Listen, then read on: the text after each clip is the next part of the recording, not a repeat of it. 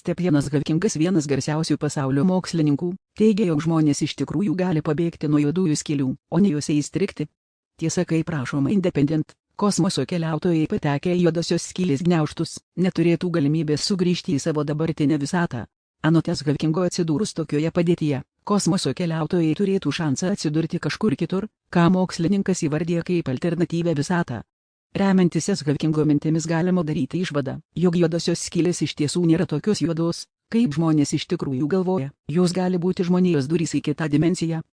Alternatyvių istorijų susijusių su juodosiomis skylėmis egzistavimas liudija, jog tai iš tiesų gali būti įmanoma. Skylė turėtų būti didelė ir jei įsuktųsi, ji galėtų tapti praėjimu į kitą visatą, tačiau tuomet negalėtume sugrįžti į savo visatą. Būtent todėl aš mėgstu kosminius skrydžius, tačiau tam nesiruošiu, kalbėjo Hawkingas.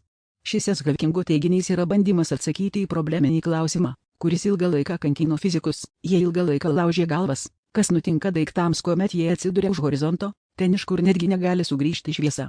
Mokslininkai tiki, jog tokiu atveju informacija vis tiek turi būti išsaugota, net jei daiktas ir pradingęs. Hawkingas įsitikinęs, jog informacija apie daiktus yra išsaugojama ant horizonto ribos.